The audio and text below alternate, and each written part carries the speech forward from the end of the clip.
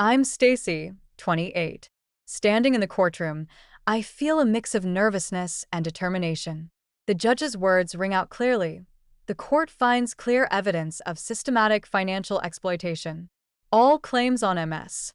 Stacy's financial support are hereby nullified. For the first time in years, I feel a weight lift off my shoulders. As I look at my family, mom, dad, and my younger brother Jake, sitting there, defeated, I'm taken back to the series of events that led me here. I come from a middle-class family in a small town. My parents, Helen and Tom, always seemed like the typical loving parents on the surface. Helen was a master at playing the victim, using guilt, tripping as her weapon of choice. Tom, on the other hand, was the enforcer, showing up unannounced at my workplace when I hesitated to give in to their demands.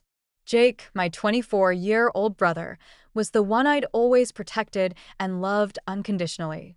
After a long day at work, exhausted from endless meetings, I finally got home. I dropped my bag by the door and reached for my phone on the hallway table. A video notification from Aunt Lucy caught my attention. It was strange because she rarely sent videos. As I sank into my favorite armchair and pressed play, my world started to crumble. The video showed my parents' living room. Helen's voice came through the speaker, sharp with laughter. "It's so easy," she said. Tom leaned into the frame, his face red from what must have been too much alcohol. "Our little ATM," he chuckled. Jake joined in. She didn't even ask what it was for last time.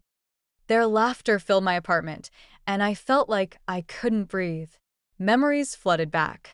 Helen's constant calls about fake emergencies like overdue bills or Tom's supposed health issues. Tom showing up at my office, embarrassing me in front of my colleagues.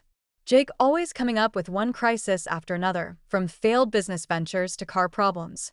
I'd worked double shifts, skipped vacations, and drained my savings, all to keep them happy. Aunt Lucy sent frantic follow-up texts saying she didn't mean to send the video. But it was too late. I couldn't unsee the truth. When Helen called, I almost answered out of habit. But this time I saw the pattern. Each call was a calculated move to take my money and my self-worth. I decided to document every instance of financial exploitation. I listed dates, amounts, and screenshots of texts. It was a terrifying but liberating process. As I did this, Jake texted me again, asking for help. I ignored it. A friend, Emily, noticed I was off and invited me for coffee. She gently suggested I talk to her mentor, David, about setting boundaries before, but I dismissed her concerns. This time, I reached out. When Helen called again, threatening me that the family would fall apart without my money, I felt a new kind of anger. I typed, "I'm not sending money this month." The response was immediate. Accusations, threats, and reminders of all they'd done for me. But I stood my ground. David sent me a message saying setting boundaries wasn't betrayal.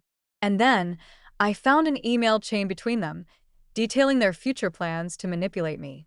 At a community event, Jake tried to publicly shame me. But I was ready. I showed everyone the spreadsheet of all the money I'd given them. He backed off, looking scared.